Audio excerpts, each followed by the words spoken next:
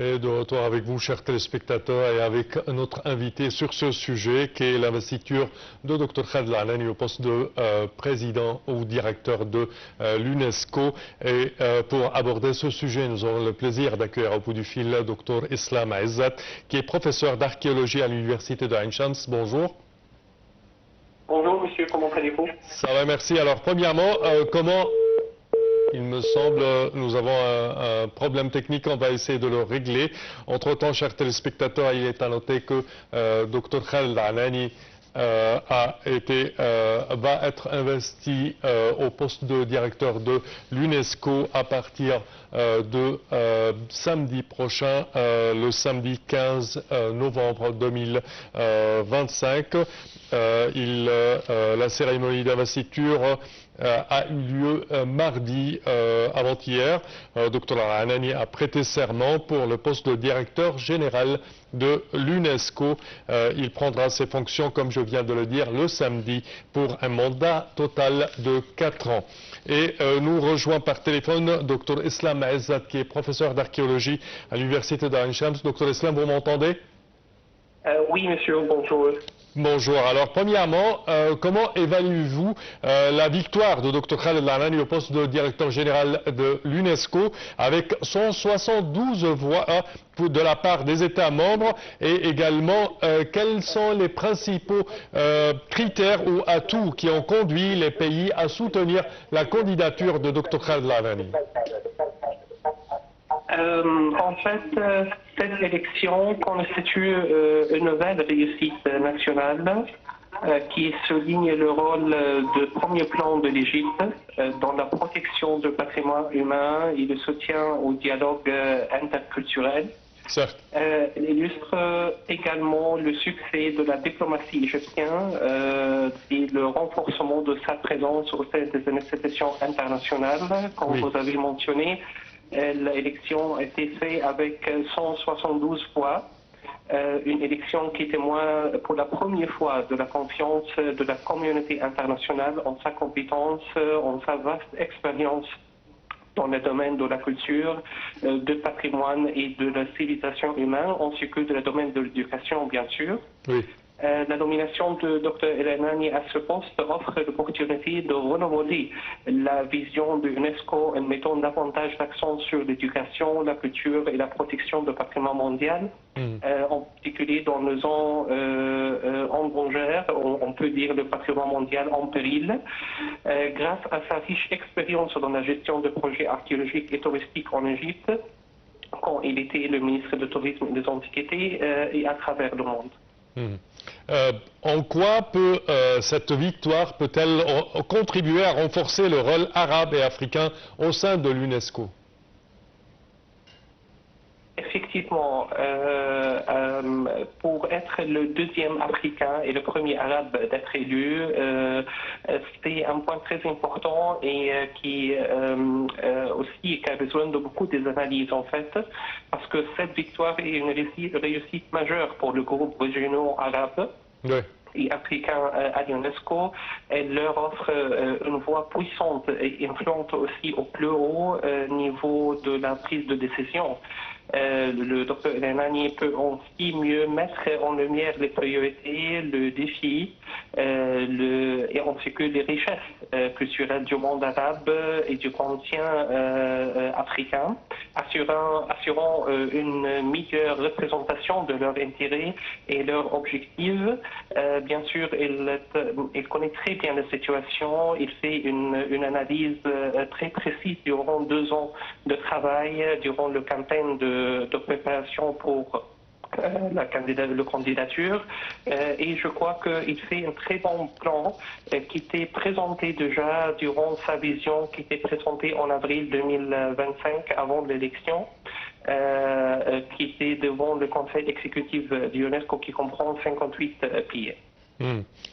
Selon vous, en quoi son expertise en tant qu'ancien ministre égyptien des Antiquités et du Tourisme l'a-t-elle préparé à diriger une organisation mondiale à l'ampleur ou à la grandeur de l'UNESCO? Son expérience ministérielle est directement pertinente en fait. Elle lui a donné une expertise pratique dans la gestion de grands projets archéologiques, la conservation de sites de patrimoine mondial, ainsi que les stratégies d'éducation et d'enseignement supérieur, la lutte contre le trafic et les sites de biens culturels, la promotion du tourisme durable. Cette connaissance de terrain est inestimable pour diriger le programme culturel de l'UNESCO parce qu'on peut voir qu'il fait beaucoup de réalisations en fait quand il était un ministre, comme l'inauguration du Musée national de la civilisation égyptienne, le NEMEC, Oui. et la superbe organisation du défilé de Momie Royale en 2021, des événements médiatistes mondialement aussi. Il a également supervisé l'ouverture partielle de grands musées égyptiens et mené plusieurs projets de restauration de tombes, tout en promouvant activement le tourisme culturel. Oui. À mon avis, Dr Khaled El-Adhani a une vision complète et une vision intégrée avec des expériences pratiques très fortes en fait. Comment l'Égypte peut-elle tirer parti de ce poste pour soutenir ces initiatives culturelles et civilisationnelles à l'échelle mondiale? Sans doute, l'Égypte peut utiliser cette position pour renforcer la coopération internationale. Ce grand projet muséal et archéologique a tiré plus de expertises et de financement, promouvoir une image moderne du pays comme capitale mondiale de la culture. Et on peut voir depuis peut-être 10 jours ou 13 jours, on a vu ensemble l'inauguration internationale de grands musées égyptiens, comment tout le monde elle parle aujourd'hui sur l'Égypte, sur le développement de l'État égyptien dans le domaine de la culture et de projet archéologique. Cela offre aussi une plateforme pour partager son modèle de gestion de patrimoine aussi. La présence d'un Égyptien à la tête de l'UNESCO peut-elle contribuer à renforcer la protection du patrimoine mondial dans les régions arabes et africaines? Absolument, absolument. En tant que familier de défis spécifiques à ces régions, je parle ici sur le risque naturel, conflit, trafic illicite, et peut orienter les ressources, l'expertise et les programmes de l'UNESCO pour mieux répondre et peut aussi faciliter l'inscription de plus de sites arabes et africains sur la liste de patrimoine mondial. Et à mon avis, ça c'est un point très important parce qu'elle peut renforcer les capacités locales en matière de conservation et de restauration de ce site de patrimoine mondial. Aussi, Dr Khaled El-Adhani a beaucoup de programmes de développement d'éducation supérieure dans le monde arabe et dans les régions africaines. On peut voir aussi que nous avons aussi le General History Africa, qui était une initiative très importante lancée par l'UNESCO. En 2024, et je crois qu'il va compléter à cette initiative. Quels sont les dossiers qu'il devrait prioriser au début de son mandat, selon vous? Allô? Allô, quels sont quoi? Les dossiers que Dr Khaled El-Adhani devrait mettre en priorité au début de son mandat. C'est une très belle question en fait, parce que à mon avis, le premier défi pour lui, ce sera les ressources. On ne peut pas oublier aussi qu'il y a le retrait des États-Unis de l'UNESCO en 2018 et puis en 2025. Du financement? Oui, du financement de l'UNESCO. Aussi un choc majeur pour l'organisation entraînant une perte financière et politique significative. Les États-Unis ont justifié leur décision, c'est qu'ils sont qualifiés de partis présistants au sein de l'institution.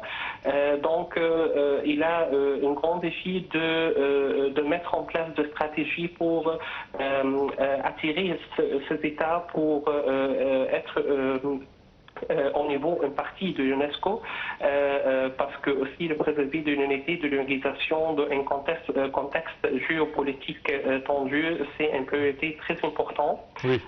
Ensuite que la modernisation de l'UNESCO et le renforcement de son efficacité de financement avec des subfinancements stables, protéger le patrimoine dans des zones de conflit, ensuite que la promotion de l'éducation et la liberté de la presse face à la désinformation l'information, ainsi que aussi le défi de l'intelligence artificielle et de l'utilisation de l'intelligence artificielle maintenant.